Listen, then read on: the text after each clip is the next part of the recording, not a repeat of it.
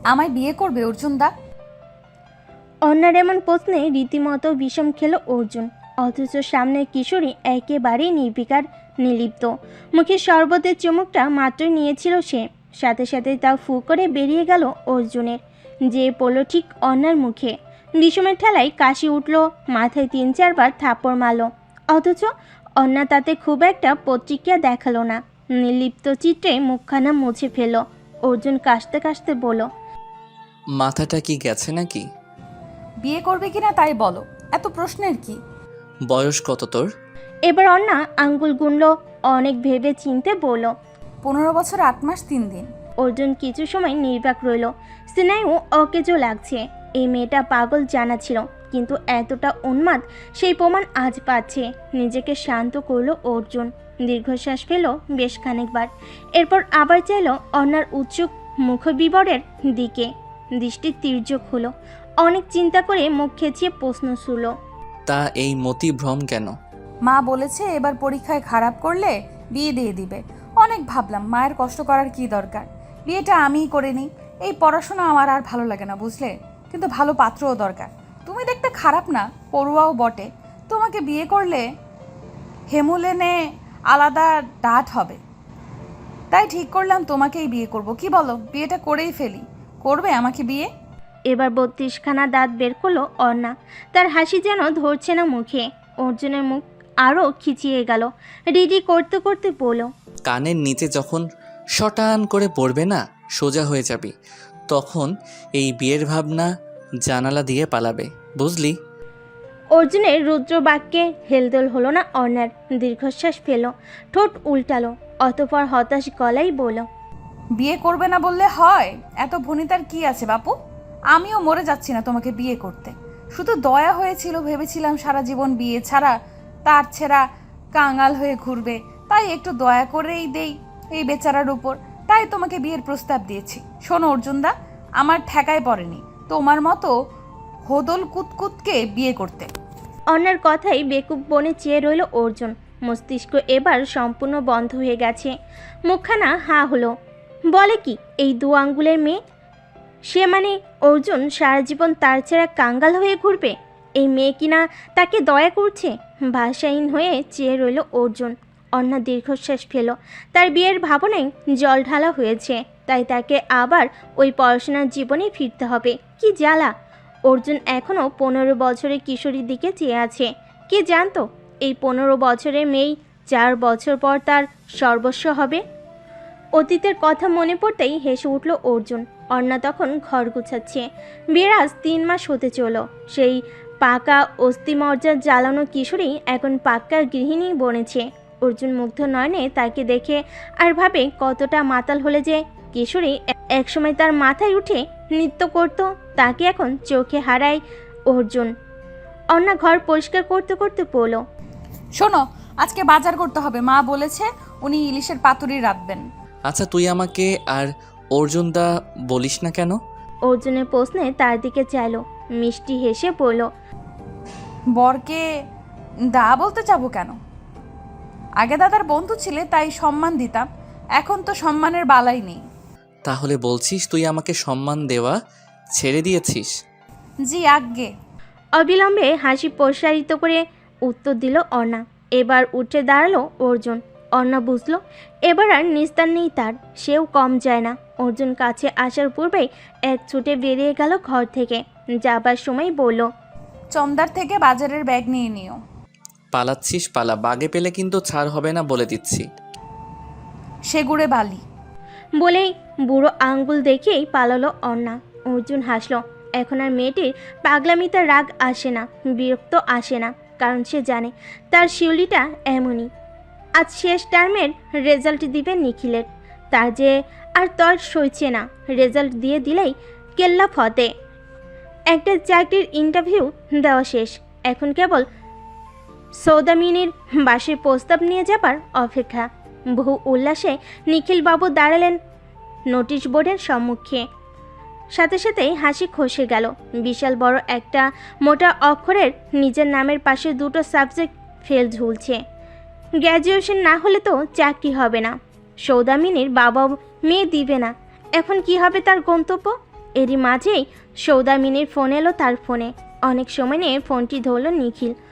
ওপাশ থেকে থমথমে স্বর শোনা গেল। কোথায় আছো তুমি? একটা খবর আছে, কাণ্ড হয়েছে। বাজারে ব্যাগ হাতে অর্জুন চলল বাজারে। পৌষের হিমশীতল সকালে বাজারের ব্যাগ নিয়ে বের হবার ইচ্ছে না থাকলেও বইয়ের কথা অমান্য করতে পারল না। বাগানের ছোট ঘাসে শিশির ভিজে স্যাঁতসেঁতে হয়ে আছে। সেই ভেজা ঘাস পেরিয়ে বাড়ির কেচি গেটে দেখা হলো দেবব্রতের সাথে। তার মুখখানা লম্বাটে হয়ে ঝুলে আছে, হতাশ যেন তাকে দত্তক নিয়েছে এমন একটা ভাব। অর্জুন অবাক স্বরে শুধালো, কিরে এমন লটকানো মুখ নিয়ে কই দিয়ে আসলি? থাকো তো শালা ছোট পরিবারে, আমার জ্বালা তুমি কি বুঝবে? বউকে একটু আদর করতে গেলেও 10টা মানুষের পারমিশন নিতে হয়। দেবব্রতের প্রশ্নে অর্জুন বিকারহীন কণ্ঠে শুধালো, কি হয়েছে? সেটা তোমার বউকে শোধাও কে? কেন? আমার বউ তোর কোন পাকা ধানে মই দিয়েছে? খুব প্ল্যান প্রোগ্রাম করে হানিমুনের জন্য সাজেক ব্যবস্থা করেছি। অমনি তোমার বউ এসে কাঠি করলো, বলে দিল দাদা ভাই আমাদেরও নিয়ে চলো। ব্যাস আমার বউ তাল মিলালো। অমনি আমার হানিমুন এখন সমবায় হানিমুন হয়ে গেল। গোষ্ঠী শুদ্ধ মানুষের টিকিট কেটে এনেছি, সাথে তুই তো ফ্রি। দেবব্রতের রাগের কারণ আবিষ্কার। খুব হাসবে নাকি কাঁদবে বুঝতে পারছে না অর্জুন, কারণ এই বুদ্ধিটা তারই দেওয়া।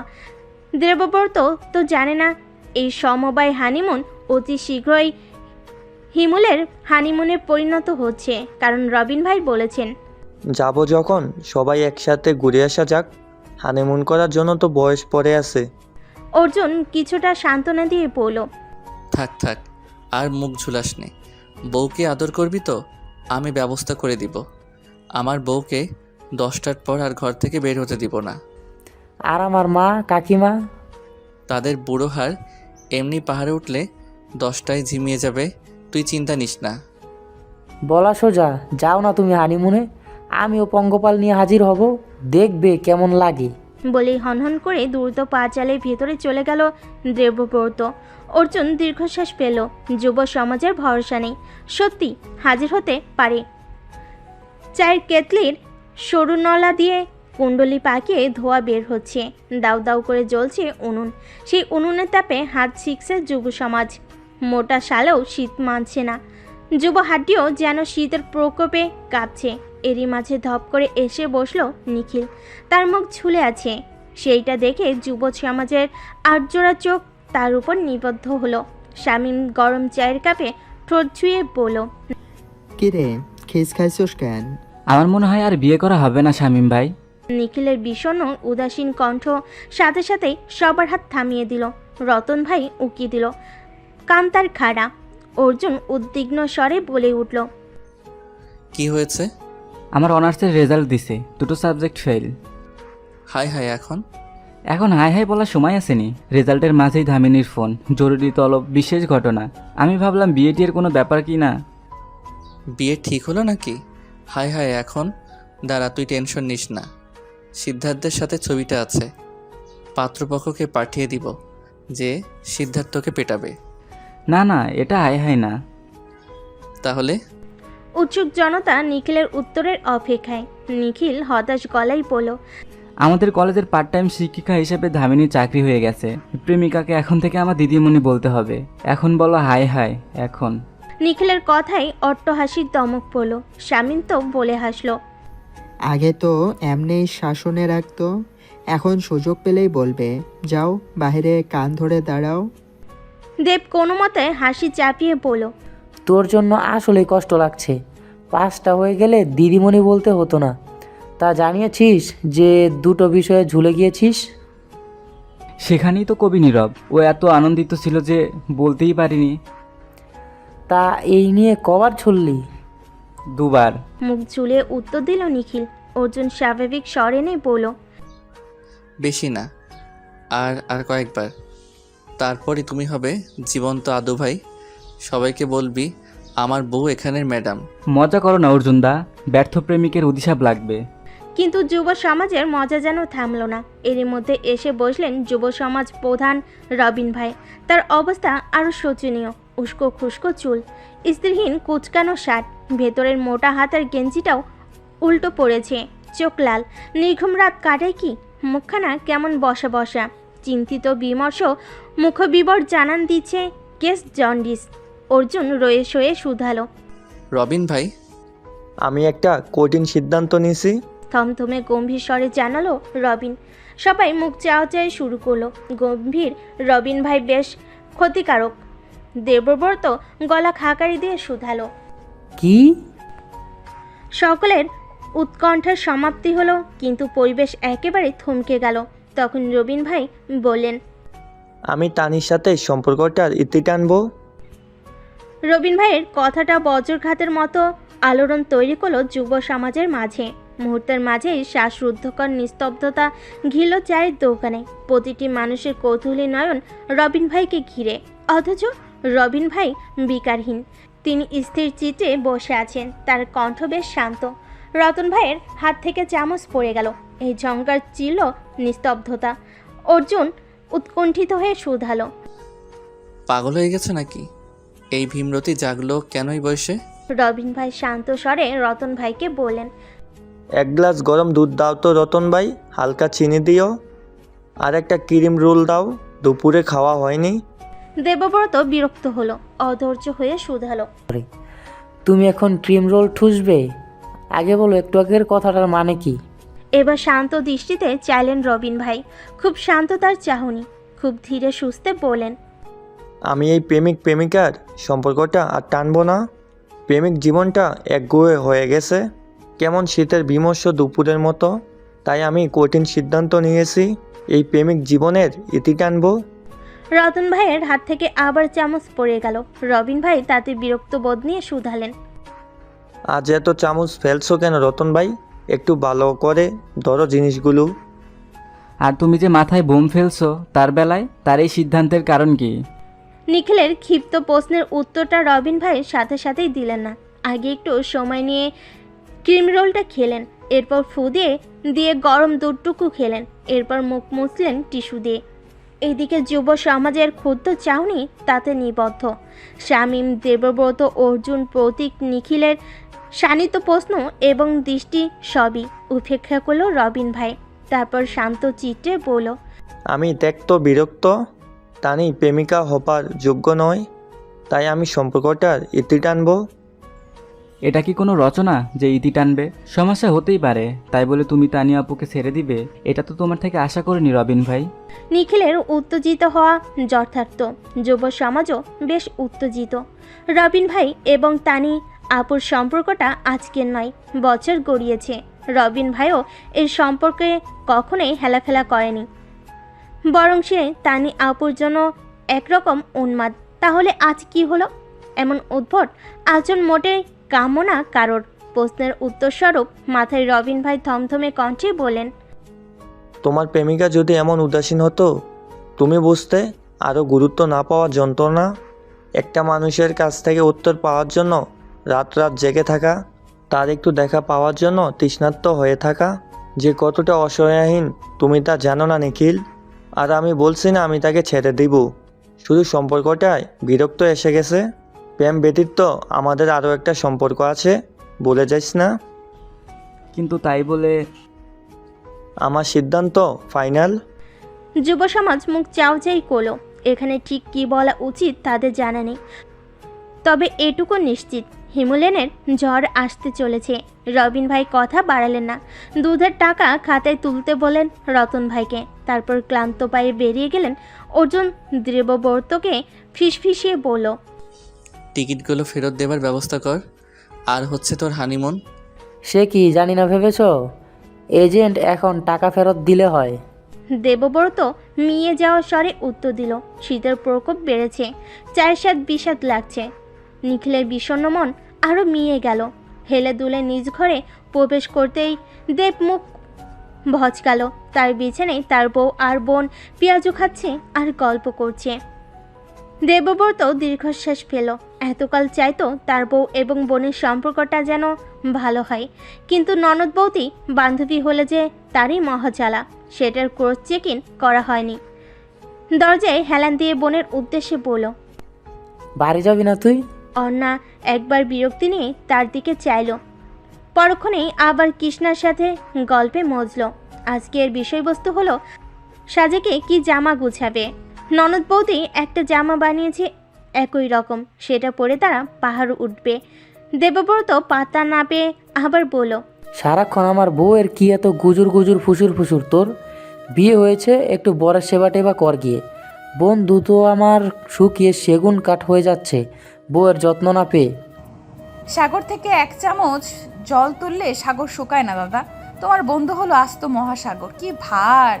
একটু শুকালে কিছুই হবে না, বরং আমার জন্যই ভালো। দামরা হাত পাগুলো ছুঁড়ে ছুঁড়ে ঘুমায়, ঘুমের মাঝে আটকে উঠি আমি। এই ভারী শরীর সরাতে আমার জীবন বের হয়ে যায়। অন্যের মুখে কোনো কালে কিছু আটকায় না। তার ভাষ্য শুনে হতাশ হলো দেব। বোন তার এখনও ইশারার ভাষা বুঝে না। এদিকে কৃষ্ণা মিটমিটিয়ে হাসছে নিজের বরের চুপসে যাওয়া মুখ দেখে। দেবব্রত বিছানায় বসতে বসতে বলল, এই বাড়ি যা তো তুই। কেন আমার পেছনে লেগেছিল কেন বলো তো? এসেছিস তো আড্ডা মেরে, কেউ বলেছে কিছু? একটু সইয়ের সাথে গল্প করছি তো জ্বলে পুড়ে মরছে, হিংসুটে কোথাকার। বেশ করেছি, ওটা আমার বউ। তোদের যন্ত্রণায় তো আমাকে দেখছি পালাতে হবে। বেশি করলে ওই সই শুদ্ধ তেপান্তর হব। কই একটু এসেছি বউয়ের সাথে প্রেম করতে, উনি এখানে কুণ্ডলি পাকিয়ে বসে আছে। এ যা তুই, তোর বরের মাথা খাগে। দেবব্রতের কথায় লজ্জায় নিয়ে যাবার জোগাড় কৃষ্ণার। এই ভাই বোনের বুদ্ধি কি কোনো কালে ঈশ্বর দিবে না? না পেরে সজোরে চিমটি মারল সে বরকে। দেব আঁ করে উঠল। কৃষ্ণা তখন দাঁতে দাঁত পিষে বলল, মুখে কি লাগাম নেই নাকি? এদিকে অন্না উঠতে দাঁড়ালো। ঠিক দাঁড়ালো দেবের মুখোমুখি, শান্ত হুমকি স্বরূপ বলল, তোর এই হিংসুটে আচরণ মনে থাকবে, ভুলে যাস না কৃষ্ণা। আমার বৌদির আগে আমার সই।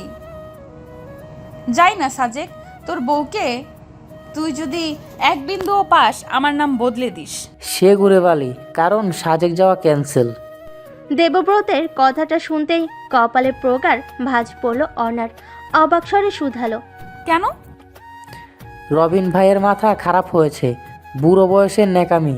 ওইটা ঠিক না হওয়া অবধি আমি অর্জুন নড়ছি না। রবিন ভাইয়ের কথাটা শুনেই কৃষ্ণা এবং অর্ণা মুখ চাওয়াচাই করলো। দুজনের মস্তিষ্কে একটাই চিন্তা, তানিয়াপু কিভাবে মেনে নিবে ব্যাপারটা। চিন্তিত চিত্তে ধীর পায়ে ঘরে প্রবেশ করতে উষ্ণ একজোড় হাত আঁকড়ে ধরল অন্যার নরম কোমর। শক্ত থাবাই কোমরের হাড় চেপে ধরল সে। কানে কানে ফিসফিসিয়ে বলল, এখন পালাবি কোথায়? অর্জুনের দুষ্টু হাসির পেছনের মতলব বুঝতে বাকি রইল না অন্যার। সকালের যে লোকটা ভুলেনি। অন্যা গাইগুই করতে করতে বলল, ছাড়ো আমায়, দরজা খোলো। কোনো ছাড় নেই। সকাল থেকে কিতকিত খেলছিস, আর ছাড় নেই।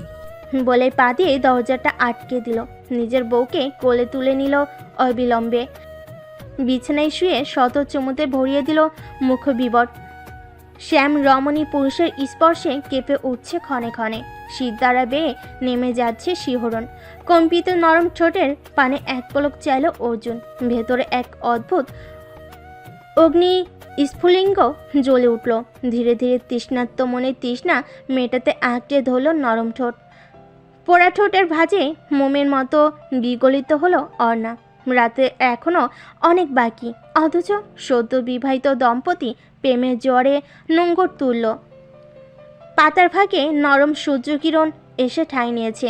চকচক করছে জমে থাকা শিশির। ভেজা কাঠের বেঞ্চিতে বসা রবিন ভাই অপেক্ষা পেয়সীর। পকেটে বারবার হাত দিচ্ছে সে। না, সব ঠিকঠাক আছে। এরই মাঝেই গোলাপি একটা জামা পরিহিত নারী তার দিকে এগিয়ে এলো। ঘাড় অব্দি চুল, হাওয়া সেই বেসামাল চুল উঠছে। রবিন ভাই বসা থেকে দাঁড়াতেই উন্মাদ রমণী জগতের পরোয়া না করে ছুটে এসে তাকে জড়িয়ে ধরল। হৃদস্পন্দন প্রগাঢ় হলো। কানে আসছে সেই স্পন্দন, কিন্তু এই স্পন্দন কার? তার নাকি তানির? প্রাণোচ্ছল রমণী শুধালো, কেমন আছো? ভালো, তুমি? ভালো। দেরি করলে কেন এত? কত কাজ জানো, আর একটু সাজুগুজু করতে হবে না? বলে ধপ করে বসলো তানি। রবিন বসলো তার পাশে। নার্ভাস লাগছে। এদিকে যুব সমাজের পাবলিক ঝোপের আড়ালে দেখছে গতিবিধি। তানি আপুকে বিশ্বাস নেই। রবিন ভাইকে ঘুষি টুসি মেরে বসলে বাঁচাতে হবে। রবিন গম্ভীর স্বরে বলল, আমি একটা কথা বলতে এসেছি। কি কথা? রবিন একটু সময় নিল, ভেঙে আসা কণ্ঠে জোর দিল, আমি আমাদের এই প্রেম সম্পর্কের ইতি টানতে চাই তানি। হ্যাঁ, আমি আর পারছি না তানি, তোর উদাসীনতা আমাকে পুরাচ্ছে। তুই বন্ধু হিসেবেই ভালো ছিলি, প্রেমিকা হিসেবে ডা ফেল। আমার তোর উদাসীনতার ভয় হয়। তুই কি আদৌ আমার প্রতি অ্যাডাক্টেভ? রাত কাটে আমার এই দুশ্চিন্তায়। তোকে মেসেজ করলে তোর রিপ্লাই থাকে না, হাই বলে গায়েব হয়ে যাস। আমি তোকে সন্দেহ করছি না, কিন্তু ইনসিকিউরিটি হই আমি। তাই আমি ঠিক করেছি এই সম্পর্কের ইতি টানবো এবং নতুন সম্পর্কের সূচনা করব। আমাকে পকেটের ভেতর থেকে আংটিটা বের করতে যাবে অমনি তানু শকুনের মতো কলার টেনে ধরল রবিন ভাইয়ের। ক্ষুব্ধ স্বরে বলল, শোনো যুব সমাজের রবিন ভাই, এক মোবাইলের প্রতি আমি যদি 5.5 বছর লয়াল থাকতে পারি, তাহলে আমার লয়ালিটি নিয়ে প্রশ্ন করাটা নিতান্তই অনর্থক। হ্যাঁ, আমার মাঝে কেয়ারিং ব্যাপারটা অন্যদের মতো নয়, কিন্তু অক্কা না পাওয়া অবধি পিছু ছাড়ছি না, বলে দিলাম। নদীতে যখন ঝাঁপ দিয়েছি, সাঁতার কাটা শিখে নাও। এখানে তোমার জন্য লাইফ জ্যাকেট নিয়ে কেউ বসে নেই। রবিনের চোখ বিস্ফোরিত হলো। কি বলতে যাচ্ছিল সব গুবলেট হয়ে গেল যেন। আমতা আমতা করে বলল, আমার কথাটা শোন। না, তুই শোন। না, তুই আমার সাথে চল। কোথায়? যেখানে আমি বলবো। কাজে অফিসের সামনে দাঁড়িয়ে আছে রবিন তানি। যুব সমাজ তানি আপুর রুদ্ররূপ দেখেই পিছু নিয়েছে তাদের। রবিন কিছু শুধানোর পূর্বে সে বলল, আমার কাজই বিয়ে করছি। রবিনের মস্তিষ্ক মুহূর্তে ঝিমিয়ে গেল। বিস্ফোরিত হলো নয়নজোড়া। বিয়ে মানে কি?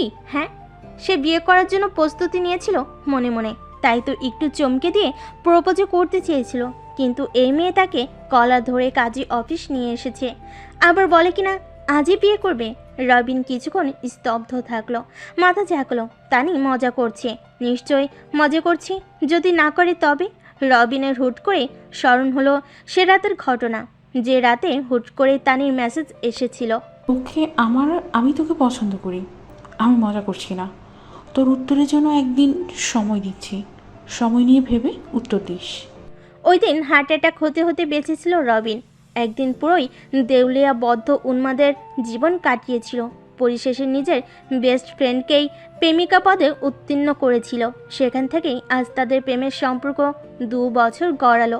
রবিনের নীরবতা ভাঙল যখন শামীম বলে উঠল, তুমি বিয়ে করছো রবিন ভাই? রবিনের সম্বিত ফিরল, কপাল কুঁচকে শুধালো। তোরা এখানে কি করছিস?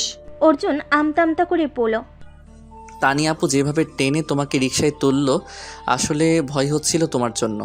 যদি মেরে টুরে ফেলে, পুলিশ ডাকলে তো সাক্ষীরও দরকার। রবিন ভাই কি করে মরল সেই প্রশ্নের উত্তর দেবার জন্যেও তো কাউকে প্রত্যক্ষদর্শী হতে হবে, তাই আমরা এসেছি। রবিন ভাই কিছু সময় নিরুদ্রব তাকিয়ে রইল। এরা বন্ধু, এরা তার মৃত্যু সাক্ষী হতে এসেছে। এদিকে তানি বিকারহীন ঠান্ডা স্বরে যুব সমাজের উদ্দেশ্যে শুধালো, সাক্ষী হবি তোরা, বিনিময়ে হেলালের বিরিয়ানি খাওয়াবো। ব্যাস, যুব সমাজের রামগরু ছানাগুলো উদ্যোগে মাথা নাড়ল। রবিন তানির হাত টেনে ধরল, তানি একটু ভেবে দেখ। অনেক ভাবা হয়েছে, চল ভেতরে। কিন্তু এভাবে কেন? তুই আমার সামনে আর উপায় রাখিস নাই রবিন ভাই, এবার ভেতরে চল। বলে তার হাতখানা নিজের হাতে শক্ত করে ধরল।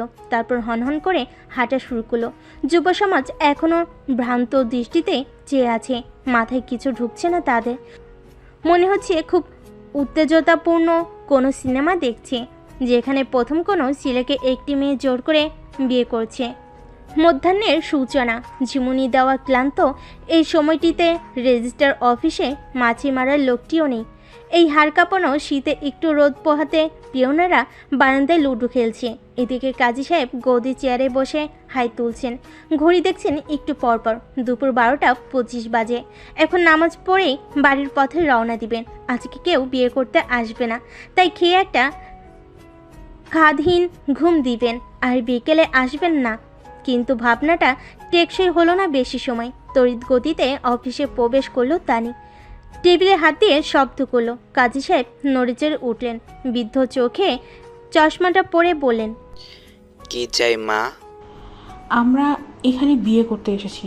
আমি পাত্রী, এই যে আমার পাশেরটা আমার হবু বর, আর ওই যে রামগরু ছানাগুলো দেখতে পাচ্ছেন, যাদের মুখে এখন আষাঢ়ের ঘণ্টা বেজে আছে, ওগুলো আমাদের সাক্ষী।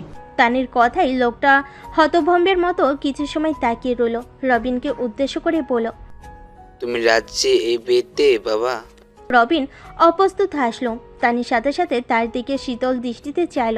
তার দৃষ্টি বুঝিয়ে দিল, কাজী না হলে আজ তোর একদিন কি আমার যে কদিন লাগে। রবিন শান্ত স্বরে বলল, তানি, আমার কথাটা শোন। এখানে এত তাড়াহুড়োর কিছু নেই। আমরা একটু সময় নিয়ে তো কাজটা করতে পারি। দেখ, আম্মুকে বলে আসছি ডিম কিনতে যাচ্ছি। এখন আম্মুকে কি বলবো? ডিম কিনতে কিনতে বাই চান্স বিয়ে করে ফেলেছি। দেখ, আমি তোকেই বিয়ে করব। আমি তো তোর জন্য আংটিও কিনেছি, পারিবারিকভাবে হোক। এত তাড়াহুড়োর কিছু নেই। তানি তার কথার মূল্য দিল না, যে যাবতীয় ডকুমেন্ট বের করে দিল কাজী সাহেবের দিকে। রবিন অবাক স্বরে বলল, আমার এনআইডি আর ছবি কই পাইলি তুই? মনে আছে, নমিনের জন্য দিয়েছিলে। 1 কপি এক্সট্রা রেখেছিলাম। বলা তো যায় না, এখন কাজে লাগবে। তানির দিকে হতভম্ব নয়নে চেয়ে রইল রবিন ভাই। এবার সত্যি ভয় করছে। বিয়ে করবে বলে শান্ত মনটা হুট করে অজানা আশঙ্কার ভয়ে উত্তেজিত হয়ে উঠল, কিন্তু পালানোর উপায় নেই। বিরিয়ানির লোভে যুব সমাজ গাদ্দারি করেছে, তারা তাকে ঘেরাও করে রেখেছে। রবিন আবার বলল, এটা ঠিক হচ্ছে না তানি। মা বাপগুলোকে না জানিয়ে এই বিয়েটা মোটেও ভালো হচ্ছে না। তারা কি ভাববে বল? আম্মা আমাকে ত্যায্য করবে। তানি এবার কড়া নয়নে তাকালো, শান্ত স্বরে শুধালো, আংটিটা দেখি। কিসের আংটি? যেটা দিয়ে আমাকে প্রপোজ করতি, আংটিটা দেখি। রবিন পকেট থেকে বের করে দিল আংটিটা। সোনার আংটি, ভারী আছে। তানি সেটা নিজের আঙ্গুলে ঢুকালো, এরপর শান্ত স্বরে শুধালো, বিয়ে তো করবই, একটু আগে আর পরে, পার্থক্য কি? আর এখনই তুই আমার উপর বিরক্ত? কিছুদিন পর যে আমার হবি না, তার কি গ্যারান্টি? ওইটা তো মজা করে বলেছিলাম। সেই মজায় আমি ছুটাচ্ছি তোমার। কাজী অফিস আপনার কি হলো? একটুকু সময় নষ্ট না করেই সাইন করে দিল। এবার রবিনের দিকে এগিয়ে কড়া স্বরে বলল, সাইন কর। আমরা দুজনেই যথেষ্ট বড়। পরিবারকে বললেই লাফিয়ে বিয়ে দিবে। তাহলে কেন আমরা এভাবে বিয়ে করছি? আমার কি স্বাদ জানিস আমার বিয়ে নিয়ে? কেন ওই গাদ্দারগুলোকে বিরিয়ানির মূল্যায় বুঝিয়ে সাক্ষী দোয়াচ্ছিস? মাথা ঠান্ডা কর। আমি পারবো না, প্রমিস। সাইন কর। মায়াহীন কণ্ঠে কথাটা বলল তানি। সে অতিমাত্রে শান্ত, আজ মুখখানা কঠিন হয়ে আছে। মায়াবতীকে আজ ডাকুরানি লাগছে।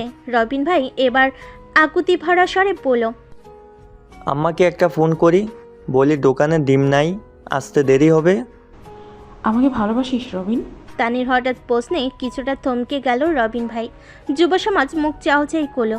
আজ রবিন ভাইয়ের গেম ওভার তা জানার অবকাশ রাখে না। রবিন অবাক স্বরে শুধালো, কেন?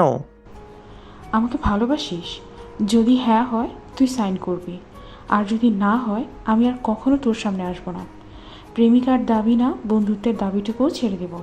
রবিনের বুকটা মোচড় দিয়ে উঠল। হাজারবার হৃদয়কে একটি প্রশ্ন ছিল, একটাই উত্তর আসবে, সে তানিকে ভালোবাসে। কিন্তু বিয়েটা এভাবে করতে কেন যেন মন সায় দিচ্ছে না। তবুও দীর্ঘশ্বাস ফেলল রবিন। কলমটা হাতে তুলে নিল, সাইন করলো সেই কাবিন নামায় এবং সারা জীবনের জন্য নিজের নামের সাথে জুড়ে দিল তানির নাম। সাক্ষীস্বরূপ যুব সমাজের 4টে মানুষ সাইন করলো। দেবব্রত অর্জুনকে ফিসফিসিয়ে বলল, রবিন ভাই আজ হালাল। একদম, এখন সেও জরুকা গোলাম। বিয়ে সম্পূর্ণ হবার পর হেলালের বিরিয়ানি খাওয়ানো হলো যুব সমাজকে। নিখিল খুব চিন্তিত। যুব সমাজে একটা কুফা লেগেই আছে। একটা মানুষের বিয়েও স্বাভাবিকভাবে হচ্ছে না, সবগুলোই অদ্ভুতভাবে। প্রথমে দেবব্রত পালিয়ে বিয়ে করলো, অর্জুনের বিয়ে হলো বরকে কিডন্যাপ করিয়ে। আজ তানি আপু রবিন ভাইকে একেবারে ঘাড় ধরে সাইন করলো, শুধু মাথায় বন্দুক ধরতে বাকি ছিল। বেচারা রবিন ভাই বিরিয়ানির ডিমের দিকে তাকিয়ে আছেন। বাসায় ডিম কেনার কথা বলে বেরিয়েছিলেন, এখন সে ডিমের বিরিয়ানি খাচ্ছেন। রবিন ভাই মৃদু স্বরে বলল, এখন কি করব? কি করব মানে? দৃষ্টি শুরু হলো তানির। রবিন ভাই স্বর খাদে নামালো, নরম স্বরে বলল, আমাদের তো বিয়ে হয়ে গেছে, এখন আমরা কি করব? যে যার বাড়িতে গিয়ে ঘুম দিব। আমরা একসাথে থাকবো না? পাগল! তাহলে বিয়ে করলি কেন? আমি ধীরে সুস্থে প্রস্তুতি নিচ্ছিলামই। যুগ তো ভালো না, তাই আগ থেকে খুঁটি বেঁধে বায়না রেজিস্ট্রি করে নিলাম, যেন কেউ দখল না বসায়। 1 মাস সময় দিচ্ছি, এর মধ্যে দুবারই ঠিক কর, নয়তো তারপর একেবারে বাক্স প্যাঁচটা নিয়ে দখল আসবো। রবিন ঢোকিল, কোন আপদ ঘাড়ে তুলো? কেন তুলো? দেবব্রত পাশ থেকে বলল, মানুষের বউ হয়, তোমারটা বাঘিনী, নাও ডিম খাও। সাথে তাল মিলালো অর্জুন, হতাশারে বলল, আমরা একই গোয়ালে গরু, তাই আমার ডিমটাও তুমি খাও। বলে নিজের ডিমটা এগিয়ে দিল। রবিন ভাইয়ের ভোতা মুখ দেখে যুব সমাজের সবাই নিজেদের ডিম এগিয়ে দিল। আজকের ডিম শুধু রবিন ভাইয়ের জন্যই। ক্লান্ত বিকালের শান্ত সমীর ছুঁয়ে যাচ্ছে সৌদামিনীর চুল, ঠোঁটে মিষ্টি হাসি। মুগ্ধ নয়ন দেখছে পেয়সীকে, তার দিকে বুট ভাজা এগিয়ে দিল। সৌদামিনী হাতে নিল বুট, ছিলে মুখে দিল, উৎসাহী স্বরে বলল, কালকে আমার জয়েনিং জানো, আমি বিজনেস ম্যাথের ক্লাস নিব। কথাটা শুনতেই হাসি দমে গেল নিখিলে। কিছু সময় চুপ করে রইল সে, তারপর থমথমে স্বরে বলল, তুমি চাকরিটা ছেড়ে দাও। কিছু একটা বলেছিল সৌদামিনী, হুট করেই থেমে গেল। কথাটা মস্তিষ্কে ধারণ করতে সময় লাগলো যেন। বিশ্বাস হলো না রমণীর ভুল শুনল কি, তাই নিশ্চিত হতে আবার শুধালো, কি বললে? বললাম চাকরিটা ছেড়ে দাও। না, সে ভুল শোনেনি। নিখিল সত্যিই তাকে চাকরি ছেড়ে দিতে বলেছে। অবাক হলো সৌদামিনী, হতভম্ব স্বরে বলল, চাকরি ছেড়ে দিব মানে কেন? না এমনি, কি দরকার বলো তো কষ্ট করার? আমি তো চাকরি পেয়েই গেছি, আমার বেতন খারাপ নয়। আমার চাকরিতে তোমার আপত্তি আছে? না না না, তা নয়।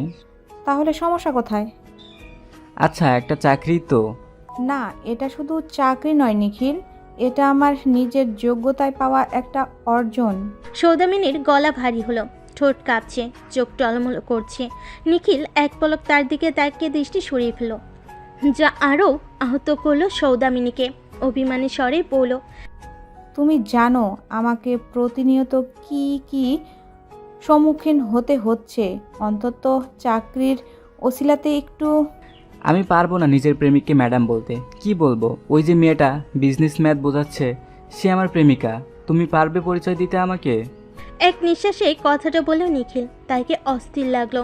অপরদিকে নিখিলের কথায় স্তব্ধ হয়ে গেল সৌদামিনী। হতবাক স্বরে শুধালো, আমাকে ম্যাডাম কেন বলতে হবে? তুমি তো পাশ করে ফেলেছো। না আমি পাশ করিনি, আমার বিজনেস ম্যাথ আবার ঝুলেছে।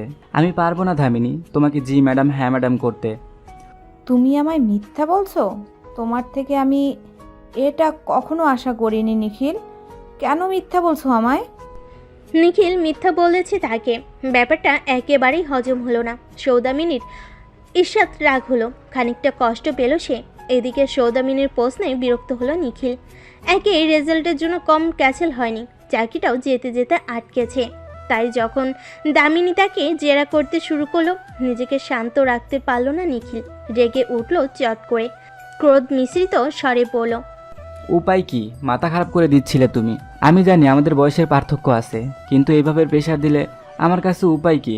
সব ফেলে আমি চাকরি জোগাড় করেছি, তাও ভালো আমাকে রেজাল্ট ছাড়াই চাকরিতে রেখেছে। কি এমন আছে ওই চাকরিতে? সামান্য কিছু টাকা। আমি টাকার জন্য চাকরিটা করছি না, করছি তোমার জন্য। হ্যাঁ, আমি প্রেশার দিচ্ছি কারণ তোমাকে অনেক কিছু সইতে হচ্ছে। বাবার সাথে প্রতিনিয়ত আমার কথা কাটাকাটি হচ্ছে বিয়ে নিয়ে। আমি তোমার জন্য সব ভালো ভালো পাত্রদের না করে দিচ্ছি। বাবা বিরক্ত আমার উপর। আমার জেদের উপর কথা বলতে পারছে না, তাই জেদ দেখিয়ে মাকে বলেছে যদি বিয়ে না করি তাহলে যেন তার অন্ন ধ্বংস না করি। এই চাকরিটা তাই আমার জন্য সামান্য নয়। এসব কেন করছি জানো? কারণ আমি তোমাকে ভালোবাসি নিখিল। আমি ভেবেছি তুমি আমার দিকটা বোঝো, কিন্তু আমি ভুলছিলাম, আমি সত্যি ভুলছিলাম। বলে উঠে দাঁড়ালো সৌদামিনী। তার ছোট ছোট চোখ থেকে মোটা মোটা অশ্রুদানা গড়িয়ে পড়ছে শ্যামু মুখে। রক্তিম সূর্যের লেলিহান শিখায় তা ভালো করেই দেখতে পেল নিখিল। পেয়সীর অশ্রুদাকে ক্ষত বিক্ষত করলো অজান্তে। অস্থির হলো পেয়সীকে বোঝানোর জন্য, কিন্তু পেয়সী বুঝল না। গাঢ় অভিমান ঘিরল তাকে, এক মুহূর্ত দাঁড়ালো না। অস্তীয়মান সূর্যের সাথে সাথে সেও প্রস্থান নিল। নিখিল ডাকলো বহুবার, কিন্তু একটা রিকশাতে উঠে চলে গেল সে। দ্বিধাগ্রস্ত প্রেমিক ধপ করে বসে পড়ল বেঞ্চিতে। আধ খাওয়া বাদামের ঠোঙ্গা পড়েই রইল অবহেলায়। সন্ধ্যের মিহি গন্ধ বাতাসে শিরশিরে, বাতাসের সাথে অন্তিম মজ্জায় কম্পন ধরালো হিমশীত। হাতে পোড়া সিগারেট, পায়ের গতি মন্থর, অলস মনমরা। নীল এমনভাবে চলছে যেন ব্যাকগ্রাউন্ডে কেউ হোয়াই দিস কলাবে ডি গানটি লাগিয়ে দিয়েছে। হাতে মদের বোতল থাকলে বর্ষসেরা দেবদাস উপাধিটা পেয়ে যেত, কিন্তু সে মদ খায় না। মাঝে মাঝে একটু সিগারেট পোড়ায় যখন মন খুব বিষণ্ণ থাকে। আজ তেমন দিন। সৌদামিনী তাকে প্রত্যাখ্যান করেছে, ফোন ধরছে না। বাড়ির সামনে দাঁড়াতেই দারণ দিয়ে তাড়িয়ে দিয়েছে। এখন মনটা জ্বলছে কষ্টে। কেন অহেতুক জিদ করলো, রাগ দেখালো? এত কষ্টে মেয়েটাকে নিজের প্রতি দুর্বল করেছিল সে। নিজের ওপর নিজের রাগ হচ্ছে, কান্না পাচ্ছে, চোখ জ্বলছে, কিন্তু অশ্রু আসছে না। আচ্ছা, পুরুষ যদি কাঁদে তবে কি তাকে দুর্বল বলা হবে? কেন বলা হবে? তারও তো কষ্ট হয় মেয়েদের মতো। কেন তারা সবসময় কাঁদতে পারে না? এজন্যই বুঝি বলে পুরুষের অশ্রু খুব সুন্দর, কারণটা তা দুর্লভ। দীর্ঘশ্বাস ফেলল নিখিল, হাতে থাকা সিগারেটের ফিল্টারটা ফেলালো। হঠাৎ মনে হলো কেউ বা কারা যেন ছুটে আসছে। বড় বড় পায়ের ধপধপ শব্দ। সামনে চোখ ছোট ছোট করে তাকালো। তার একটু কাছে আসতেই দেখলো আর কেউ নয়, তারা দেবব্রত এবং অর্জুন তার দিকে দৌড়াচ্ছে। এত দামড়া দুটো 28 বছরের ছেলেকে এমন প্রাণ হাতে দিয়ে ছুটতে দেখে হতভম্ব হলো নিখিল। কিছু শুধাতে যাবে তখন তারা ছুটতে ছুটতে বলল, নিখিল দৌড়া দৌড়া। কিন্তু কেন? পেছনে জম আছে, আগে পালা। নিখিল কিছু বুঝলো না। মস্তিষ্ক অবাস হলো যেন। হুঁশ ফিরল যখন প্রজেক্টাইলের মতো রবিন ভাইয়ের উড়ন্ত স্যান্ডেল এসে পড়ল তার পায়ের কাছে। দেবব্রত এবং অর্জুন একা ছুটছে না, তাদের ছুটাচ্ছে হিমুলেনের নববিবাহিত সদস্য এবং যুব সমাজ প্রধান রবিন ভাই, তাও হাতে স্যান্ডেল নিয়ে। তার হুমকি ভরা চিৎকার কানে আসলে, মির্জাফর, গাদ্দার, দাঁড়া! একটা মার কিন্তু মাটিতে পড়বে না, দাঁড়া! নিখিল আর দাঁড়ালো না। সেও উল্টো দিকে দৌড় তাল মেলালো দেব এবং অর্জুনের সাথে। দৌড়াতে দৌড়াতে শুধালো, রবিন ভাইয়ের কি হয়েছে? বেটার বিয়ে করে মাথা আউট হয়ে গেছে, পাগলাই গেছে, টপ ফ্লোর গন। আমরা শুধু বলছিলাম বিয়ে উপলক্ষে আজকের চা তোমার পক্ষ থেকে। ব্যাস, পাগল ষাঁড়ের মতো স্যান্ডেল তুলে দাবড়ানি দিচ্ছে। এদিকে রবিন ছুটছে এদের পেছনে। প্রেমিকাকে চমক দিতে যেয়ে তার জীবনটাই চমকে পরিপূর্ণ হয়ে গেছে। মাকে বলে গিয়েছিল আমি ডিম কিনে আনছি। সেই ফাঁকে তানের সাথে দেখা করতে গিয়েছিল, ভেবেছিল একটা আংটি দিয়ে চমকে দিবে, কিন্তু বাকিটা ইতিহাস হয়ে গেল। বিয়ে পর্যন্ত তাও ঠিক ছিল। সবার ডিম খেয়ে যেই উঠতে যাবে তানি বিলটা এগিয়ে দিয়ে পড়লো, যাও পেমেন্ট করো। আমি কেন? আমি কেন মানে? তুই আমার স্বামী, আমার সম্পূর্ণ দায়ভার তোমার। কবুল বলার সময় মনে নেই? শরীয়ত মতে এখন থেকে আমার ভরণ পোষণ তোমার। আমি চাপ দিতে চাচ্ছি না, হুট করে এত দায়িত্ব তুমি নিতে পারবে না, তাই অল্প অল্প করে প্র্যাকটিস করো। আজকে বিলটা দিয়েই শুভারম্ভ করো। না বলো হ্যাঁ। বউয়ের জন্য এটুকু করতে পারবে না রবিন? রবিন নিজেকে যাও একটু সামলালো, কিন্তু বিল আসতেই মাথায় বাজ পড়লো যেন। 4,500 টাকার বিল। এই 8টা রাক্ষস কি খেয়েছে যে 4,500 টাকা বিল এলো? বিয়ের দুঃখে এতটাই মশগুল ছিল যে দেখেনি হাড় হাবাতে গুলো দোকান ফাঁকা করে দিয়েছে। তাই যে অর্জুন বলল, রবিন ভাই, আজকের চা তোমার পক্ষ থেকে। অমনি রবিন ভাই তার রুদ্র অবতার নিলেন। একটা সময় দৌড়াতে দৌড়াতে হাঁপিয়ে উঠলেন। এরই মাঝেই অন্যার সামনে পড়ল। হিমুলেনের রাস্তায় একটা 31 বছরের দামড়া, দুটো 28 বছরের দামড়া ছেলে আর একটা 24 বছরের ছেলে পেছনে ছুটছে। দৃশ্যটি হাস্যকর। অন্যা রবিন ভাইকে থামালো কোনো মতে। পাগল হয়েছো রবিন ভাই? কে বলবে তোমরা বড় হয়েছো? তোর ওই গাদ্দার ভাই আর গাদ্দার স্বামীকে বল থামতে। 4 হাত দূরে অবস্থিত দেব চেঁচিয়ে বলল, পাগল নাকি? হুদাহুদি জুতো খাবো না। রবিন ভাই হাতে থাকা জুতোটাও ছুঁড়ে মারল নিরিক করে, কিন্তু আফসোস এবারও মিস। অর্জুন দাঁত কেলিয়ে পড়ল। গিনি, কাছে আয়, লাগাচ্ছি। অনা নিজ বরের দিকে তাকিয়ে মুখ ভসকালো। কে বলবে এরা আবুদ্ধা না? আর সহ্য না করতে পেরে এবার নিজে রুদ্ররূপ দেখালো অনা। থামবে তোমরা? হয়েছে কি? এইভাবে কোতকুতি করছো কেন? শালাগুলো 4,500 টাকা গিলে আবার চায়ের টিট চায়। বিরিয়ানির লোভে আজ আমাকে বিক্রি করে দিয়েছে মির্জাফর। রবিনের কথাটা প্রথমে মাথায় ঢুকলো না অনার, কিন্তু পরিস্থিতি শান্ত করা প্রয়োজন। বাদামের ঠান্ডা শরবত অবশেষে রবিন ভাইকে বুঝিয়ে সুঝিয়ে শান্ত করলো সে। রতন ভাইয়ের দোকানে বসালো। ঠান্ডা বাদামের শরবত হাতে ধরিয়ে অবশেষে শান্ত হলেন রবিন ভাই। যখন সম্পূর্ণ ব্যাপার খোলসা হলো, অনার মুখ হাঁ হয়ে গেল। তুমি তানিয়া আপুকে বিয়ে করে ফেলেছো? না তানি, অদৃশ্য বন্দুক আমার মাথায় ঠেকিয়ে আমাকে বিয়ে করেছে। হতাশ গলায় উত্তর দিলেন রবিন ভাই। অন্না উত্তেজিত হয়ে বলল, এখন কি করবে? কাকিমাকে কি বলবে? জানি না, কিচ্ছু জানি না। চোখে সরিষার ফুল দেখছি। একটু পর বায়োস্কোপ দেখবে, কারণ কাকিমা তোমার জন্য পাত্রী পছন্দ করে ফেলেছেন। অন্যের কথাটা বিনা শব্দে পটকার মতো ফুটল রতনের দোকানে। রবিন চোখ বিস্ফোরিত করে বলল, কি বলছিস তুই? বিকেলে এসেছিল, মেয়ের ছবি দেখালো, আগামী পরশু তোমাকে দেখতে আসছে। আমি সেটা বলতেই তোমার কাছে আসছিলাম, তুমি তখন ওদের ধাওয়া করতে ব্যস্ত। এদিকে কাকিমা তোমাকে ধাওয়া খাওয়ানোর ব্যবস্থা করছে। তানিয়া আপু তোমাকে জুতো না বন্দুক নিয়ে ধাওয়া করবে। রবিনের মুখ চুপসে গেল। মা তাকে জানলো না এখন কি করবে। দূরের কাকটা বেসুরে ডাকছে।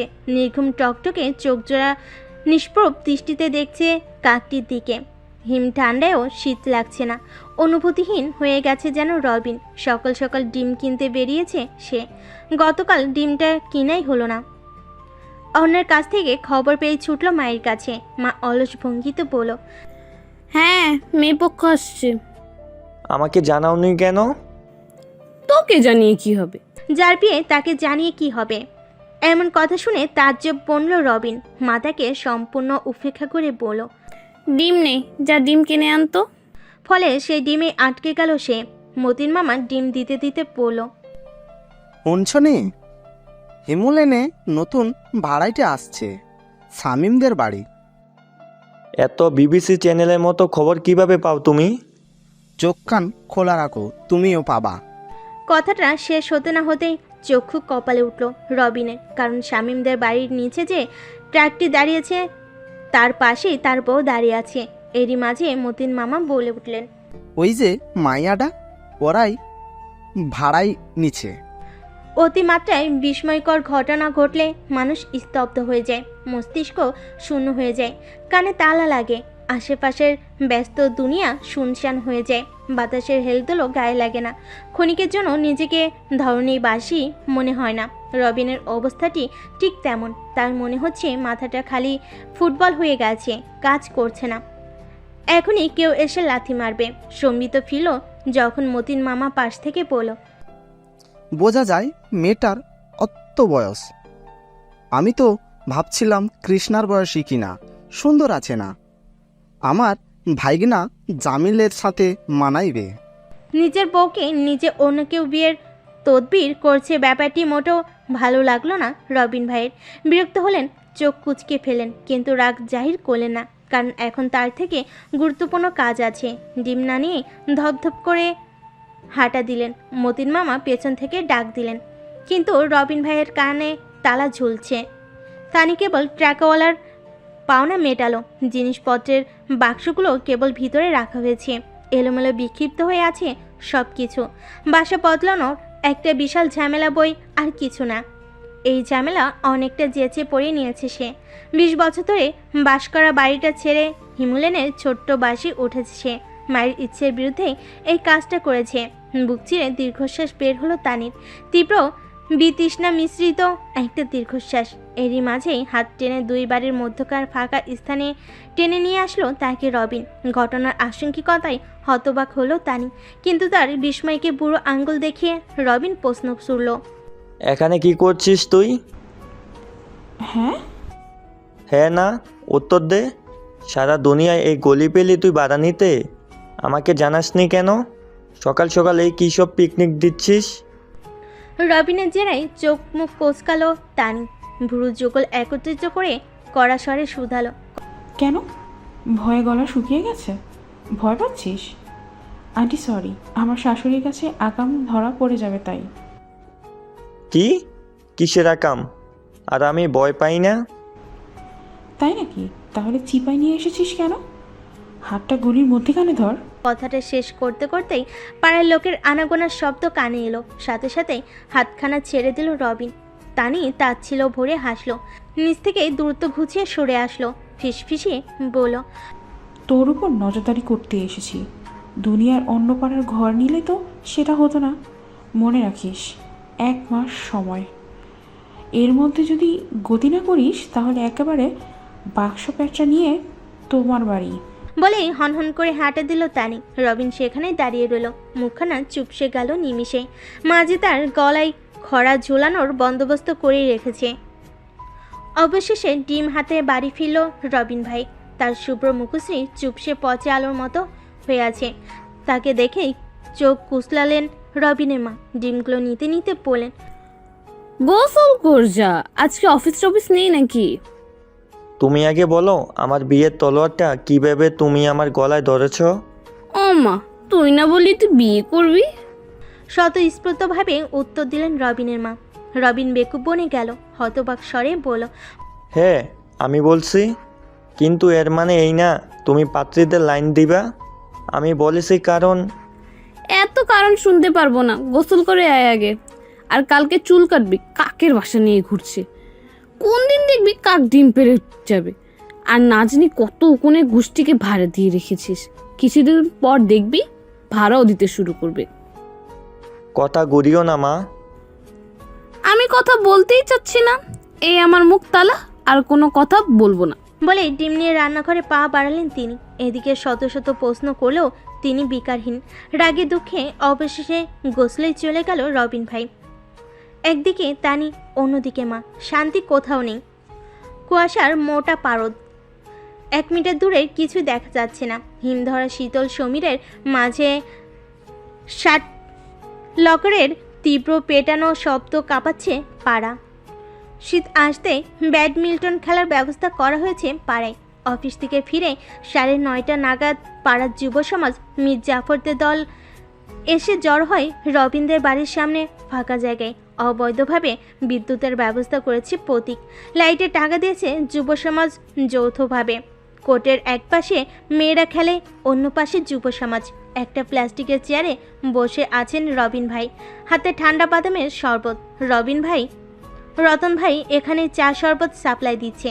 শামীমের মাঝে কথা তুলল, সামনেই নতুন বছর, কি প্রোগ্রাম হবে নাকি? বারবিকিউ? আমি হানিমুনে যাচ্ছি, এবারের প্রোগ্রাম বাদ। বাদ সাধল দেবব্রত। তার মাথায় আবার ঝোঁক উঠেছে হানিমুনের। ক্যান্সেল করা টিকিট আবার কাটার পরিকল্পনা তার। এরই মাঝে প্রতীক বলে উঠল, আবার সমবায় হানিমুন? হোক সমবায়, কিন্তু এবার আমি যাবই। আমার জীবনে লালটেন জ্বলছে আর তুমি আসো তোমার হানিমুনের সানাই নিয়ে। ঝাঁঝিয়ে উঠলেন রবিন ভাই। দেবব্রত যথারীতি দমে গেল, তার মনের আক্ষেপ গিলে ফেল। রবিন ভাই দীর্ঘশ্বাস ফেললেন, হতাশরে পড়লেন, ওই রকেটের ফাদ্দারটা দেখছিস? আমার অবস্থা ওই রকেটের ফাদ্দারের মতো হয়ে গেছে। এক পাশ থেকে টানি চাপ মারছে তো অন্য দিক থেকে মা। আমি নেটে আটকে বসে আছি। কোনো হানিমুন ফানিমুন হবে না। হানিমুন শব্দটাই ব্যান্ড। বলে এক ঢোকে শেষ করলেন বাদামের শরবত। দেবব্রত চুপসে গেল। তার বোধহয় এই জন্মে হানিমুন হবে না। অন্না খেলতে নামলো সবার পরে। সবচেয়ে আনাড়ি সে। ব্যাডমিন্টন ব্যাটও ঠিকমতো ধরতে পারে না, ফলে সবসময় তাকে বঞ্চিত করা হয়। লাবণ্য, দীপ্তি, সমীহা, তামিমা সবার এক বক্তব্য, অন্না আনাড়িকে নিয়ে খেলা যায় না। কৃষ্ণা নিরুপায়। তাকে নিয়ে 27 বার পয়েন্ট সিস্টেম বোঝানো হয়েছে, কিন্তু বান্তা এখনও বুঝে না। সে যে টিমেই থাকে সেই হারে। প্রতিবার বলির বাকরা হয় কৃষ্ণা। ননদিনী তাই কিছু বলতেও পারে না। এইবারও তাই হয়েছে। কৃষ্ণা আজ নামেনি, ফলে একেবারে একা হয়ে গেল অনা।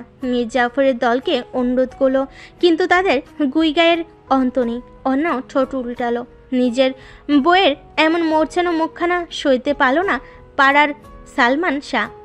অমনি র্যাকেট নিয়ে হাজির। ভরাট স্বরে ঘোষণা করলো, আজ ছেলে মেয়ে একসাথে খেলবে 21 পয়েন্টের খেলা, আমি আর আমার বউ, এবার তোরা টিম কর। অর্জুনের ঘোষণায় সবার দৃষ্টি সেদিকে গেল। রবিন ভাইয়ের দুঃখ বিলাপ গুলে খেয়ে ফেললো যেন সবাই। টিম হলো অর্জুন, অন্না এবং প্রতীক, তামিমা। পাড়ার সব থেকে ভালো খেলোয়াড় এরা। তামিমা বলে উঠল, সাবধান কিন্তু অর্জুনদা, তোমার বউয়ের রেকর্ড আছে 16টা ম্যাচের একটাতেও জিতে না। যে তার সাথে খেলেও সেও হারে। যদি জিতি তাহলে? মানে? আজ যদি আমরা জিতি তাহলে কি হবে? ম্যাচ হবে, হার জিতের ফয়সালা হবে না? যদি জিতি তাহলে আমাদের ঘুরতে নিয়ে যাবে তুমি, তাও তোমার খরচে। আচ্ছা, আর যদি আমরা জিতি তাহলে আমার বউকে নিয়ে তোদের খেলতে হবে। তাকে এক কোণে দাঁড়িয়ে থেকে মুখ ঝুলাতে দেওয়া যাবে না। অর্জুনের কথায় হতবিহ্বল মীর জাফরের দল। অর্জুনদা কখনো খুব একটা খেলে না, আসে আড্ডা মারে আর অন্যকে দেখে। তার কাজই শুধু বউকে দেখা। নীলিন নয়নে শুধু দেখবে অন্যকে, এটাই তার কাজ। তামিমা তাচ্ছিল ভরে বলল, বোঝো কিন্তু অর্জুনদা, হারলে বউয়ের সাথে হেরো ট্যাগ তুমিও নিবে। সব ট্যাগে রাজি, আগে হারিয়ে দেখা তো। অর্জুনের কথায় তার হাত চেপে ধরল অনা। বিমূঢ় স্বরে বলল, নিজেকে সত্যি সত্যি সালমান শাহ ভাবছো নাকি? এত ভাব নিচ্ছ কেন? আমার বউকে হেরো বলবে আর আমি চুপ করে শুনবো, তা তো হবে না। সাবলীল স্বরে কথাটা বলল অর্জুন। শীতের মাঝেও এক উষ্ণ অনুভূতি দোল দিল যেন অনাকে। স্পন্দন বেড়ে গেল নিমিষেই। এই মানুষটা পারো বটে। বিয়ে 3 মাস হলেও অন্যার মনে হচ্ছে প্রতিনিয়ত সে মানুষটার প্রেমে পড়েছে। তার চিন্তায় সেদ পড়ল রবিন ভাইয়ের হাঁকে। শুরু হলো খেলা, অন্যার আত্মসম্মান রক্ষার খেলা। সার্ভ করলো হিমুলেনের সালমান শাহ। প্রথম সার্ভেই তামিমা মিস করলো, ফলে পয়েন্ট জুটল অর্জুন অন্যার ঘরে। অর্জুন তার সার্ভের গতিতে কিছু সময় বেকুব বসে রইল। তামিমা। যুব সমাজের সকলের মুখ হাক্কা বাক্কা হয়ে থাকলো। পড়ুয়া অর্জুনদা বই পড়া ছাড়াও কিছু করতে পারে, ব্যাপারটা যেন হজম হলো না। কম দিন তো হিমুলেনে থাকা হয় না, কিন্তু অর্জুনদার এমন অদেখা রূপের দর্শন এই প্রথম হলো। অর্জুনের ঠোঁটে বাঁকা হাসি। লাবণ্য ফিসফিসিয়ে বলল, ইস, সেদিন প্রেমপত্রে আমার নামটা লেখা থাকলে আজ এই পুরুষটি আমার হতো। সে ঘুরে বালি, অর্জুন তার কাছে নারী মানে অন্নপূর্ণা। সামিয়া হাসতে হাসতে উত্তর দিল। লাবণ্য আফসোসের সাথে বলল, ইস, এমন আমরা কবে আমাদেরকে নারী মনে করা পুরুষ পাবো রে। প্রতীক তামিমাকে ইশারা করে বলল, টার্গেট অন্যকে কর। এদিকে অন্না মুখ হাঁ করে চেয়ে আছে পরের দিকে। অর্জুন তর্জনী দিয়ে মুখখানা বন্ধ করে বলল, সার্ভটা শুধু ঠেকিয়ে দিবি, বাকি আমি সামলে নিব। রবিন ভাই চিরচিরিয়ে গলায় বলল, প্রেম বাড়ি করো, খেলা শুরু কর। খেলা জমে গেছে। একবার অর্জুনদা পয়েন্ট করছে তো একবার প্রতীক তামিমা। দুধভাত অন্না ব্যাট নিয়ে দাঁড়িয়ে আছে। 60 লক্ষকের উপর চলছে তীব্র অত্যাচার। এক পর্যায়ে অর্জুনদা তার জ্যাকেট খুলে ফেলেন। ঘমার্ত শরীরে লেপ্টে আছে সাদা টি শার্ট। সুঠান মাংসপেশিগুলো স্পষ্ট বোঝা যাচ্ছে। মীর জাফরের দল চোখে খিদে মিটাচ্ছে, ফলে না চাইতেও জ্বলছে অর্ণা। প্রগার ভাত তার কপালে, কড়া দৃষ্টি তার মীর জাফরের দলের দিকে। কি হাড় হাবাতে অন্যের বরকে চোখ দিয়ে গিলে খাচ্ছে। আর অর্জুনদাও কেন এতটা ভাব নিতে হবে তার? কেন শো অফ করতে হবে তার দেহ? এরই মাঝেই তার দিকে আসা শার্টলকটি সামলানো গেল না, ফলে অপর পক্ষের ঘরে গেল আরও একটা পয়েন্ট। 17/19। অর্জুন কড়া গলায় বলল, ধ্যান কোথায়? খেলতে এসেছো নাকি তারা গুনতে? অর্জুনের ধমকে চুপসে গেল অর্ণা। তাই সব চিন্তা ফেলে খেলায় মনোনিবেশ করলো। সার্ভ এবার প্রতীকের, তার অপর পক্ষে অর্ণা। সে এমনভাবে সার্ভ করলো যেন অর্ণা তা সামলাতে না পারে, এবং হলো তাই। অর্ণা মিস করলো। পয়েন্ট হলো 17/20। অর্ণা এবং অর্জুনের নৌকা ডুবতে দেখে তামিমা তাচ্ছিল্য ভরে বলল, কি অর্জুনদা, পকেট খালি করার জন্য তৈরি হও। রবিন ভাইয়ের কমেন্টারি শুরু হলো। টান টান উত্তেজনা, উভয়ের পক্ষে রেষারেষি। পয়েন্ট 17-20। হিমুলেনের সালমান শাহ। এর প্রথম ম্যাচ কী হবে? অন্না রানীর শেষ ম্যাচ। ম্যাচ শুরু হলো। তামিমা সার্ভ করলো অর্ণার দিকে। এবার পৃথিবীর অষ্টম আশ্চর্য হলো, অদ্ভুতভাবে ঠেকিয়ে দিল অর্ণা। শুধু তাই নয়, প্রতীক ঠেকাতেও পারল না। পয়েন্ট জুটলো অর্জুন অর্ণার ঘরে। সবার মুখ হাঁ। অর্ণার নিজের হাতের দিকে তাকালো। এই দৈবাত ঘটনা কি সে ঘটালো?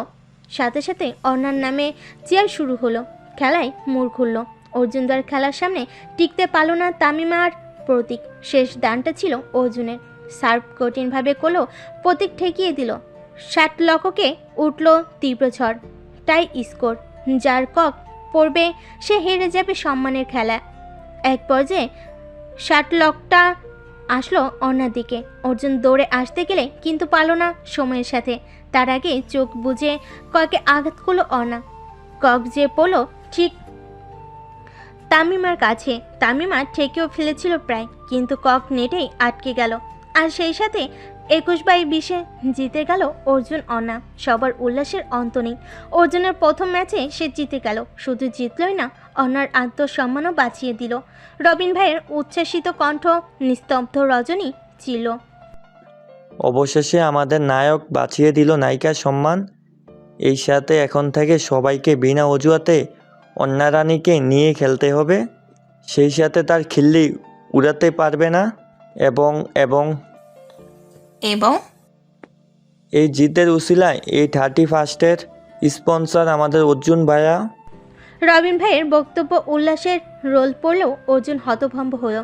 কোথায় ভেবেছিল পকেটের টাকা বেঁচে গেছে, কিন্তু কিসের কি? জিতেও হেরে গেল সে। পকেটের টাকা সেই খসলই। কিন্তু এসবের মাঝেই অর্ণাকে দেখলো প্রফুল্ল। তার চোখে মুখে উল্লাসের যেন ঠিকানা নেই। যাক, পকেটে টাকা খসলেও শিউলির উজ্জ্বল হাসিখানা পাওয়া গেল। সেই হাসি যে অমূল্য।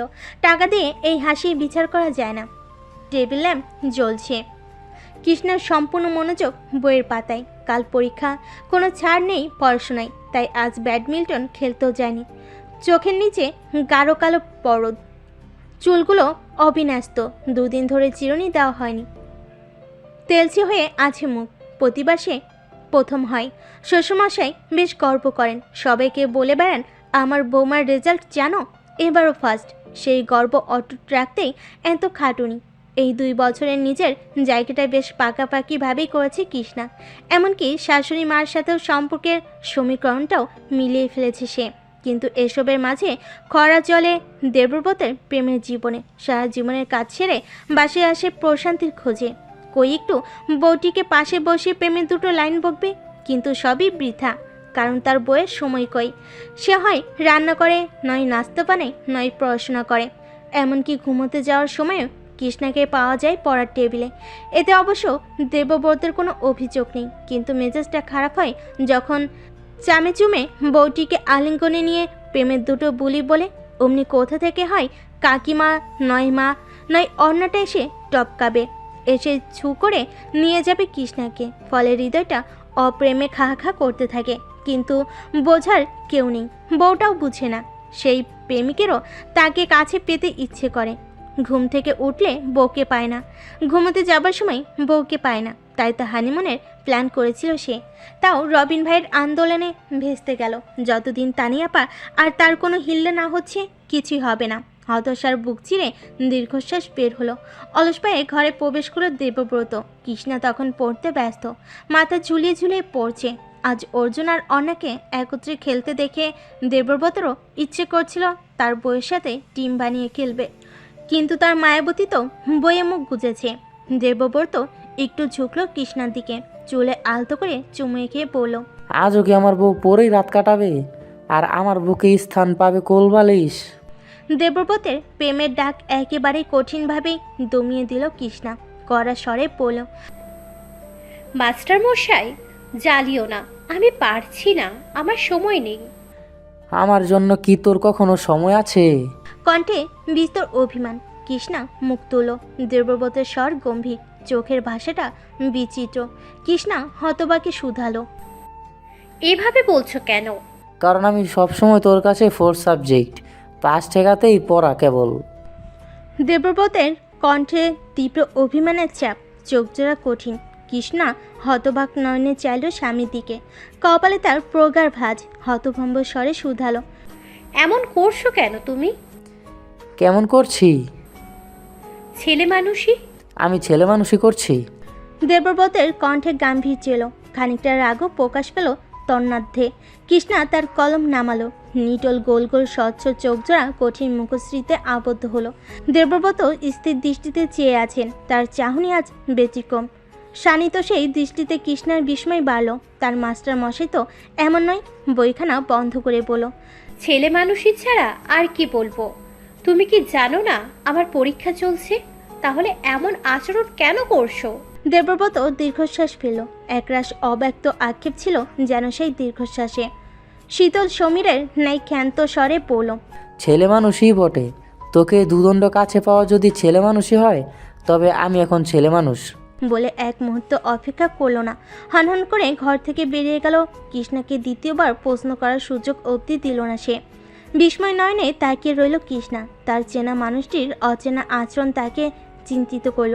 বুকটা অজানা আশঙ্কার ঘেমে ছেয়ে গেল। সবাইকে ভালো রাখার এবং নিজে ভালো থাকার প্রকল্পে কি হেরে গেল সে? ধপ করে বসে পড়ল কৃষ্ণা। মস্তিষ্ক অসাড় লাগছে, অজান্তেই চোখ জ্বলছে। ভালোবাসার রিক্ত ঝুড়িটাকে ভরার প্রচেষ্টা কি ত্রুটি থেকে গেল? কুয়াশায় ভেজা সকাল, সূর্য লুকিয়ে আছে হিম কুয়াশার চাদরে। অলসতার আড়মোড়া ভেঙে ধরণীতে তাপ দিবে না বলে মন স্থির করেছে সে। আজ শীতের প্রকোপ সইতেই হবে ধরণীবাসীকে। এই অলসতার নাম পড়েছে শৈত্যপ্রবাহ। এই শৈত্যপ্রবাহের মাঝেও সকাল সকাল তৈরি করে বেরিয়েছে রবিন ভাই। শার্ট প্যান্ট সোয়েটার পরে একেবারেই ফিটবাবু। ইনচার্জ একরত্তি নিঃশ্বাস নেবার সুযোগ রাখেনি। একদিকে বিয়ের ঘণ্টা নিয়ে পা ছুটালেন গলায় পড়বেন বলে, কিন্তু রবিন ভাইও কম ট্যাটনাটি নন। তিনিও হৃষ্টচিত্তে জানিয়ে দিয়েছেন, মেয়ে তার পছন্দ না হলে সে বিয়ে করবে না। এই প্রস্তাব শুনে তাকে কাপুরুষ উপাধিটি দেওয়া যেতে পারে, কিন্তু তারও হাত বাঁধা। মায়েরই অশ্রুসিক্ত ব্ল্যাকমেলের কাছে সে হিরো সৈনিক। বাবা মারা যাবার পর থেকে কেন যেন এখন জেদ ধরতে পারেন না। মায়ের সাথে কথা কাটাকাটি করতে পারে না, কারণ তার পৃথিবী জুড়ে এখন মানুষের সংখ্যা কমে গেছে। তানিটাও জেদি, বুঝতে চাইছে না, একেবারেই থাকে। অথচ বিয়ে হবার পর না দেখা করেছি না কথা বলেছে। কথা বলে এক কথা, আর 25 দিন আর 20 দিন একটু হাসে না, একটু কোমল কথাও বলে না। প্রেমিক হিসেবে অন্তত এতটা কঠোর ছিল না সে। কি ভেবে আংটিটি নিয়ে সারপ্রাইজ দেবার ভূত উঠেছিল কে জানে। ভেবেছিল সবটা নিজের মতো সবটা গুছিয়ে নিবে, কিন্তু কিছুই ঠিক হচ্ছে না। এদিকে মা প্রতিনিয়ত এক সুন্দর মেয়ের ছবি আমদানি করছেন, অন্যদিকে সদ্য 1 সপ্তাহের বউ তাকে চোখ রাঙ্গানির উপরে রেখেছে। নিজেকে স্যান্ডউইচের ভেতরের শশার পর লাগছে, যার কাজ চিমসে হয়ে 2 পাউরুটির মাঝে চিড়ে চ্যাপটা হয়ে থাকা। বুক চিরে দীর্ঘশ্বাস বের হলো রবিন ভাইয়ের। ইজি বাইকের জন্য হাত ইশারা করতেই মিহিস্বর পেছন থেকে শোনা গেল, মামা যাবেন? কুয়াশা ঘেরা সকালে একরত্তি সূর্যকিরণের মতো উষ্ণ স্বর। রবিন ভাই আবেগী চোখে পেছনে চাইলেন। একটা মোটা কালো জ্যাকেট পরে বের হয়েছে তানি, কাঁধে কালো একটি ল্যাপটপ ব্যাগ, নাকটুকু লাল হয়ে আছে ঠান্ডায়। মাথায় এলোমেলো অবিন্যস্ত চুল টুপিতে আটকানো। চোখাচুকি হলো কাজল লতার সাথে কয়েক মুহূর্তের জন্য। ইজি বাইকালাও থামলো, তার গুরুত্ব খুব কম। তানি ছুটে এলো সামনে। যাবেন বিএনসি মোড়? ইজি বাইকওয়ালা বেখেয়ালি গুরুত্বহীন স্বরে উত্তর দিলেন, রিজার্ভ। রিজার্ভ না একা? যাবো না। চলেন মামা, রিজার্ভ যাব। এরই মাঝেই উত্তর দিলেন রবিন ভাই। ইজি বাইকওয়ালা 100 টাকা চাইলে তানি কিছুটা বিরক্ত হলো, খ্যাচ খ্যাচ করে বলল, 100 টাকা কেন? 60 টাকা তো। শীত বাড়ছে, দামও বাড়ছে। ইজি বাইকওয়ালার বিরক্তি মাখা উত্তর। এরই মাঝে রবিন ভাই বললেন, 80 টাকা চলো, এমনিও বসেই থাকবা। ইজি বাইকওয়ালা রাজি হলো, তানি হলো না, বিরক্তি নিয়ে বলল, তুমি হুদাহুদি এত দাম বাড়াচ্ছ কেন? তোমার দেরি হচ্ছে না? হ্যাঁ, কিন্তু ওঠো তাহলে। রবিনের শীতল স্বরে সাথে তর্ক করলো না তানি, চোখ রাঙিয়ে উঠল ইজি বাইককে। রবিন উঠল পাশে, ইজি বাইক চলছে, পাশাপাশি বসে দুজন, কিন্তু কোনো কথা নেই কারোর মুখে। নীরবতা শেষ অবধি ভাঙল তানি। শুনেছি তোমার জন্য নাকি মেয়েদের লাইন লাগানো হয়েছে, একজন বিশ্ব সুন্দরী। তাহলে বিয়েটা কবে? মস্করা করছি। কিঞ্চিত রাগান্বিত শোনালো রবিনের স্বর। তানি তাচ্ছিল ভরে বলল, তুই বিয়ে করতে পারবি আর আমি মস্করাও করতে পারবো না? আমি বিয়ে করছি, কে বলছে তোকে? বিয়েতে নাও তো করিসনি, একের পর এক মেয়ে দেখছিস, পছন্দ করছিস, বাতিল করছিস, তাহলে এটাকে কি বলা হয়? এগুলো কে বলছে তোকে?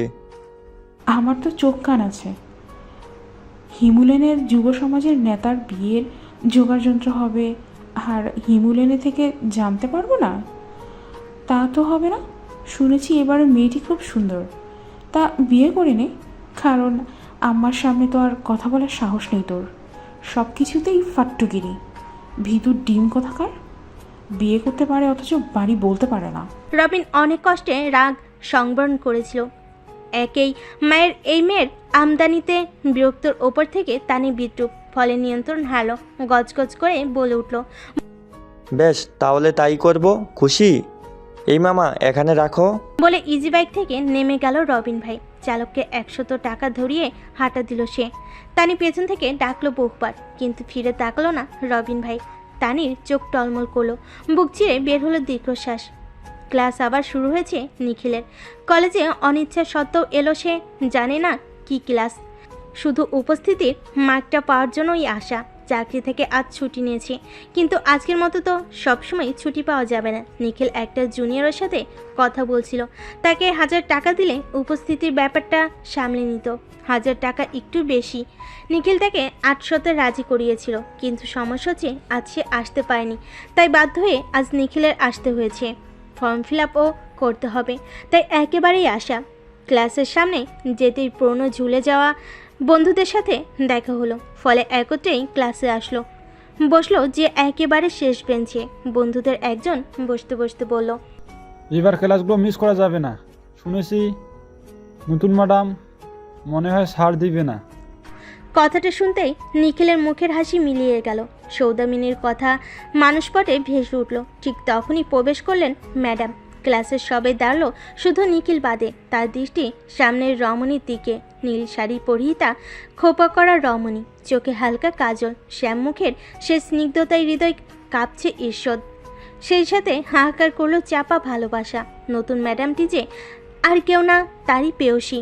নামের পাতাটা সামনে রেখে এক একে নাম ডাকা হলো। নিখিল তখনও সৌদামিনীর দিকে বেহায়া অনিয়ন্ত্রিত চোখে চেয়ে আছে।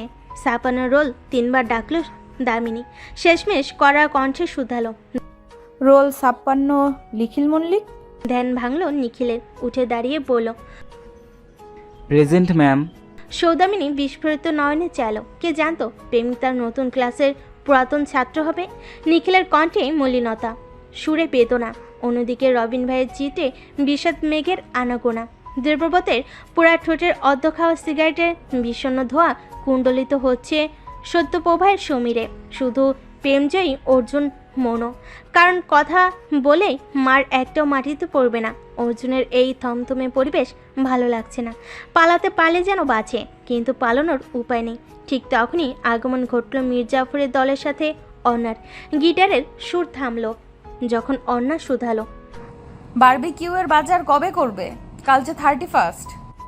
আর বারবিকিউ জীবনই এখন পোড়া মুরগির মতো চলছে। একবার একদিকে তাপ তো এবার ওদিকে, আর আছি তো ওই কাটামুখী।